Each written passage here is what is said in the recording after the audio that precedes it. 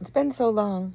I wanted to record a video for you to let you know I'm doing fine. Partially because of I don't know if it has anything to do with my contacts um, or the visor that I've been wearing to cover my pupils or the Faraday bags that I put my devices in. But I can tell you that the stalkers are still there. I don't know what it was that used to get me so um, angry and anxious when I would see them. Just like I want them to shut up and leave me alone. And I looked crazy. I know I looked crazy because I was reacting to their constant overstimulus. So now I don't know what the Faraday bag and the lack of eye contact is doing, but it feels like they're fading away. I do know the Faraday bag keeps at least the stalkers in my apartment building from getting their notifications. So I've been able to enter and exit the last week or so, couple weeks, without Stinky Cat Poop Apartment. One, being in the hallway, and two, having the stink in the hallway. Also, it's been about 2 weeks, and I don't know if it was after I posted that video where I went one bus stop past my usual bus stop, and as I was walking back, the Stinky Cat People Apartment male resident, was seen. I saw him walking in as I got off the bus, and then I was wondering what he was going to do, and he came out relatively quickly. So that led me to believe that his intentions inside that store, or at least him going to that store, were part of his adjustment to my adjustment in which stop I got off at. Had I gotten off at my normal stop, he probably would have been waiting at the front door for me instead of at the grocery store. So anyways, that's the main stalker, I guess, in this building. That's the person that I see the most, the one that I have the most run-ins with, the one that is the most aggressive towards me with their attacks. I don't know. There's still so much that I don't know about this, but what I do know, on my drive home on Christmas, the day after Christmas from my mom's house, I stopped at an In-N-Out in Santa Barbara, and directly behind me, it was a girl in a minivan, and this has been going on so long, I can kind of pick people out. I have a good idea about what people are saying when I read their lips, and for whatever reason, I suspect this girl of having knowledge of the game, playing the game, but she started having like a crash out behind me, and I am still under the impression that if they are not able to complete their mission, like if they accept the contract, right, their stock contract, and they are not able to get me to look at them or get proof that I looked at them or proof that they interacted with me, then I think that it leaves them with a bill instead of a credit. And the reason I say this is because not only her, so after, like, I had my phone in the Faraday bag, I pull it out when I need it, I put it back in. It kind of eliminates the purpose of using the Faraday bag, but at the same time, I have this inkling of knowledge that their stalks or attacks are 15-minute increments, so they have to be with you for 15 minutes in order to get their reward. So if I'm putting my phone back in the Faraday bag within the 15 minutes, say 5 minutes, I only have it out for a little bit at a time. If I put my phone back in the bag, supposedly, based on what I hear going on around me, and I don't know how much of it's true because so much of the stuff I've been told is lies, but supposedly it erases whatever they've done, and then it prevents them from, like, reporting their stock. So there's other things that I think maybe just coincidences, like the amount of traffic today could be related to it being a holiday weekend and then a lot of people taking the day off. So we'll see if traffic goes back to normal. What else? There's so many things at work. They're still around. They're still, like today when I went to lunch, I took a walk out for lunch. There was a guy I noticed trying to walk an equal distance in front of me, trying to predict which way I was going to walk. His timing when he looked back, etc., made me believe that he might be a stalker. So I took a beat and I waited a second. Thanks, Kat.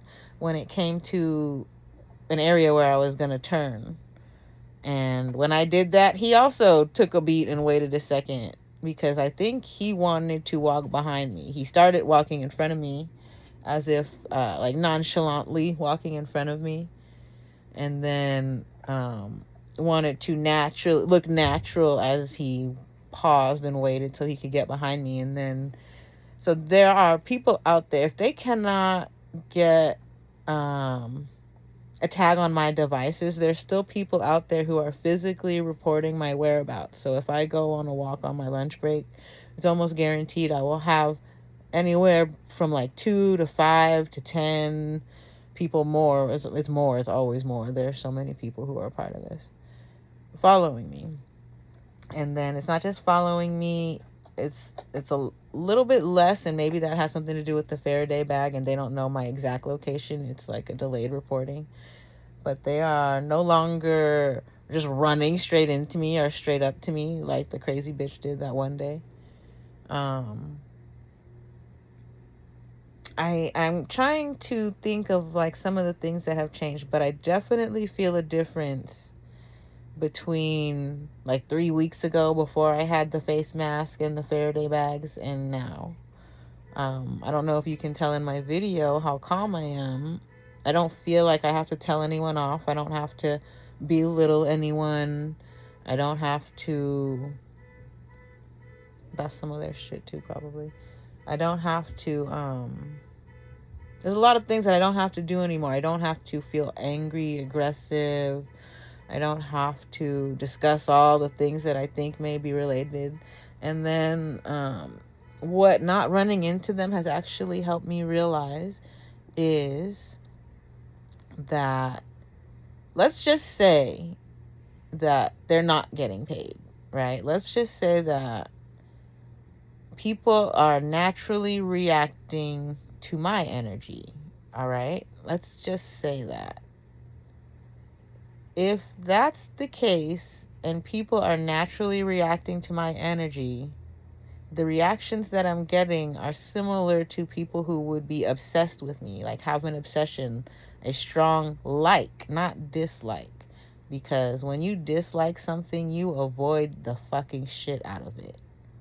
So for however many of these people stalking me think that they're doing this because they have a dislike for me, that's not it. The way that these people move about around me, it puts me on a pedestal. So if they think that I think that I'm above them, that's not me. That's them putting me on a pedestal. I think I am a human, and by being human, that means I'm equal to other like beings, people with arms and legs and mouths, and they have all the 6 senses and shit. Like that's human being to me. We're equal. People start putting you in a level or in your place based off of what they think of you, what they see you have, what they see you don't have. So I think just me, and I don't know how much of it's related to wearing Chrome Hearts glasses, but I think that a lot of what confuses people about me is they may see, like, my glasses are expensive, but then I'll go outside, my underwear are 20 years old, my socks are 20 years old, and I go outside, I wear handmade clothes that sometimes are unfinished. I might look homeless. So I think that made a lot of people feel like a type of way, like they're less than because a homeless person is walking around wearing chrome hearts and they don't have them. I don't think it's jealousy. I don't think people are jealous of me. I think people want to get to know me, and I don't want to get to know them, and that's why they had to stalk me like this. As much as they want me to self-eliminate or feel depressed, lonely, whatever, however they're feeling, those are all self-projections. You cannot make me feel like you because we have not lived the same life. I've not walked in your shoes. So whatever it is that makes you tick or explode is not going to do the same thing to me. I've also progressed a lot in my life from where I used to be. And I'll tell you about how I got this I have a sty in my eye, and I actually need to do a hot compress. But it's not a sty. It's a clogged meibomian gland. And it's from being dehydrated. So if I don't drink water, this happens more and more often, and I get these like hardened oil glands in my eyeball. So and that's like a whitehead probably right there. Anyway, so what was I saying? Taking it back to, it's not people disliking me, it's people disliking themselves and wondering how I'm okay.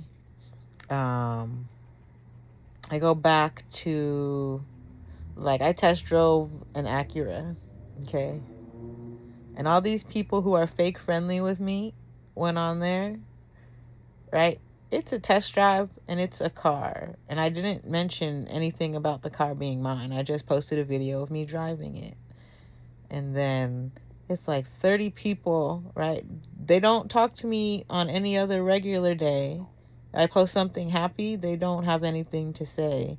But I posted a video of me driving a new car that they have no clue whose car it is. And I want to say at least 3 or 4 of the fake friends immediately commented like, "This you? That's yours? You got a new car?" And I don't know if they know that I didn't or what, but the amount of attention that they pay to the little things in my life, that's what makes me think is jealousy. Because I could post something like, "Oh my gosh, it's my dog's birthday. It's her 12th birthday. So happy." And I will not get a single comment. But I post something that might make somebody jealous, and I get 10 people looking at it. I just want to say, social media, the people who take that shit seriously, they're sick in the head. And this whole stalking thing, all these people stalking me who think they know about me. I don't post everything on social media. I don't know if you know that. A lot of the good shit that happens in my life, you will never hear about it. If you're this jealous of my life about the shit that I post, or if you think that my life is that entertaining, or you think that seeing me in distress is something that you like to watch, I want to let you know you have no clue who I am or what you're dealing with. You probably don't know a lot about you. I might know more about you than you know about yourself just based off of profiling you. Things that you can never make me feel. You can never make me feel bad about myself. As an honest person, I speak the truth. I don't hold things in, so I don't have to live 10 years down the line and wonder what would have happened if I said, because I say what I want to. A lot of people who need to maintain social relationships, they will not. They won't say what's on their mind or how they feel, how they truly feel, out of fear of losing somebody. Once you do not fear losing people, you can really get in touch with yourself. I want to get back to how I used to be, right? Before I knew, and like this is assuming that gang stalking is not an organized crime. Just before I knew how people perceived me, I used to be a stage 5 clinger. Any attention I would become obsessed with it.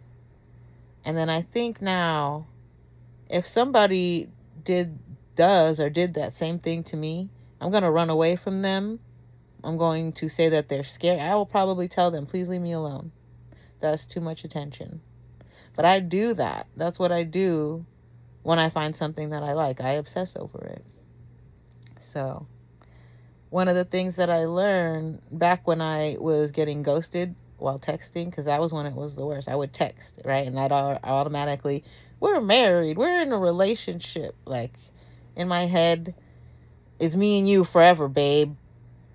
And I think that is why I've never had a relationship, like a real fulfilling relationship.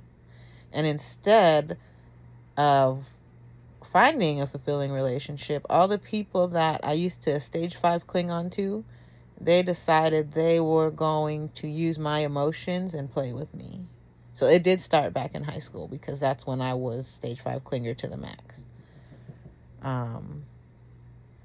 So once they realized that they could make me emotional, then this just continued for 20 years. My 20-year high school reunion was supposed to be some big fucking epic show. I'm going to go to the 25-year reunion with my new teeth and let them know, you guys wasted your fucking life. And then that's another thing. Just recently on the radio, I think it was the radio, I was listening to, maybe it was a YouTube. I think it was a TMZ YouTube. They were talking about, would you rather work a regular ass job and just be happy with what you have, or would you rather be like a wealthy person, like a wealthy person doing music or whatever, and have all the money but not really be happy? And that it when you think about it, there is truth in it, because I've said it before, I've seen happier homeless people than I have seen rich. More money, more problems. More money, more things to worry about protecting, more stress, more opportunities to get taken advantage of. When you have no money, little money, no money, none of those things even cross your mind, because who's going to steal from nothing? How can you steal from nothing? So that's why I think this whole gang stalking thing is so funny. I don't have nothing, but I don't have like the amount of money that would be worth it for this many people to be trying to make me unalive myself. But if that's the case, and you see like the little amount of money that I have, and you think that that's something that's worth it for you to continue to harass me over, you're gonna die before me. Like, you're not even focused on the right parts of life. So I'm not worried about you. I'm not worried about you. I'm not worried about the anxiety that you guys think that I'm an anxious person by nature in general. I don't have anxiety over life and living. My what ifs come from autism and ADHD.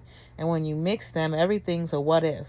And then I can go on for hours, months, years on my what ifs. And I will come up with something. Because I what if that much. I what if enough to make it. I what ifed enough to make it almost 42 years with society playing on me being an empath. What I think is funny, I'm an empathetic bitch, though, because I can be very rude. So that's another thing. When, like, all of this mind game shit, when they're like, thank you, trying to make it seem like I don't say thank you. I do say thank you. I say thank you enough. You're not gonna brainwash me into not saying thank you because you think that if you say it enough to me in your little stalker manner that I'm gonna stop saying it. I'll stop saying it to you. You could record your video and post that all over and make it seem like I don't say thank you. And then when I do come across people who are trying to figure out who I am and I tell them thank you, they look at your little app game and they're like, oh, this shit's stupid. So Anyway, my cat's rubbing on my phone because she loves me that much. And so I think that's all I wanted to say. I just wanted to make it clear that it's a very real possibility, and I also don't believe this, but just putting it out there for hypothetical reasons. Let's just say that the people that I suspect of stalking me don't even know that they're stalking me. They are playing on their emotions that are drawn from them when they look at me, or when their friend sends them the stalker profile or whatever to look at. Did you see what this bitch did? You're not playing on my emotions anymore. The only emotions you're playing on are your own. And then as I sit and I listen to people have conversations about, like, right in front of me, where was I? On Sunset by the Staples. It was a couple of young kids. And they're literally talking about me in front of me. And they weren't able to get their payment or whatever. And that's also, I don't know if that's like part of the act. They want me to think that they're not getting paid. Because they want me to keep my phone in the Faraday bags. I have no problem keeping my phone in the Faraday bags. You know why? Because up until, 1990 something, there were no fucking cell phones. There were no cell phones. I didn't have a pager. I was a kid. There was no way to get a hold of me.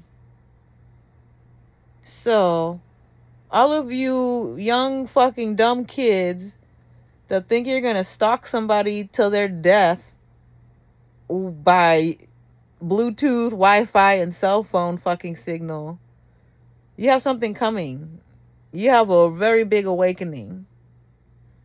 Phones are trash. I could throw the phone in the trash and I will still be here, and I will not have to even think about a single one of you. I wouldn't have to think about making a video for YouTube because I wouldn't even have a phone to do it. Like, your way is not the only way. You know? It's like analog and digital. While analog may be old, it's much more reliable. Manual transmission, automatic. You may not want to drive a manual transmission, but there are so many benefits that a lot of you guys will never ever know.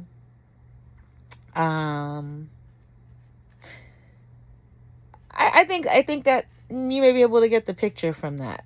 I'll go back and I will talk about Little House on the Prairie again. When you read books and you read stuff about history, the problems that we're having now, they didn't exist back then. Why? Because technology. Technology solves problems. Technology also creates a lot of problems. Why are now millennials, or whatever the fuck they are called now, going back towards flip phones or non-smartphones? Because of you guys. So, the people who go back to not using a phone or using a dumb phone, those are people who disagree with this whole stalker nation. Those are the people who may save the earth as we know it, the world. And that's all I have to say, I think, for today. Let's just pretend, right? So instead of saying I'm a mental case with schizophrenia and whatever, I'm going to be a normal person who thinks this shit does not exist. And then I'm just going to comment on the energies and personalities I see around me. I see low energy, no confidence, greed. What else do I see? All kinds of things I think are ugly. You might think I'm ugly. I think people like some of the stalkers, not the victims, not the stalked. I think you guys are ugly. So, what makes you even uglier? No, let's not call you ugly. I just want to go back to, and I stand by it. I stand by it because it's like an algorithm. There's a truth to it. when I feel like, oh my gosh, is this a stalker? My first thing is look at their body shape. Targeted individuals, take note. If you feel like you are being stalked, look at the person's body shape and then react to your thoughts on their body shape. And that's it. If you react, right? Like, so say you have a slobby looking, lazy piece of shit looking stalker, right? Following you around. Say, let's, like, hypothetical situation, I'm riding the bus. And then there's this crazy man whose belly is 3 times as big as his back, hanging down to his knees. And he's on the bus. And he's doing the brainwash mind stalker game. If you look at his body shape before you listen to what is coming out of his mouth, it's not going to affect you. And it's not to say all people who have bad bodies are gang stalkers. You can tell the difference. It's an energy. You can have a bad body with confidence, and probably not a gang stalker. Bad body with confidence is somebody who is happy with themselves. They don't need to harass other people. They've already been a victim of harassment. They don't need to pay it forward. What are the other shapes? There's people with actual medical conditions. Those people may have very bad bodies. Those people may have no control over it. Those are the people who have no control over it. Those are not bad people. Those are BBs. Those are great people who have a medical condition that they are working on, they're dealing with, they're handling. Then you have the completely lazy, useless, greedy, easy way out on everything people, and those are the worst gang stalkers. Those are the people who will stay sitting in the handicapped seat when the old person gets on, right? Old people don't even want to sit down there because there's a lot of nasty stuff that goes on there. But the simple fact that these people will not even take a look to see if that person wants to sit down, that's a gang stalker. All they care about is themselves. Other people that are gang stalkers, I see parents out there that use their kids. That is the sickest, saddest thing ever. You say you're doing it for your kids, do something else. You're not gang stalking for your fucking kid's life. Gang stalking has every potential to get you killed if you fuck around with the wrong person. And you're out there with your kid. You're an idiot. You're an idiot that deserves nothing. I pray for your kid. And I say this because I met some of you guys when I was giving away toys.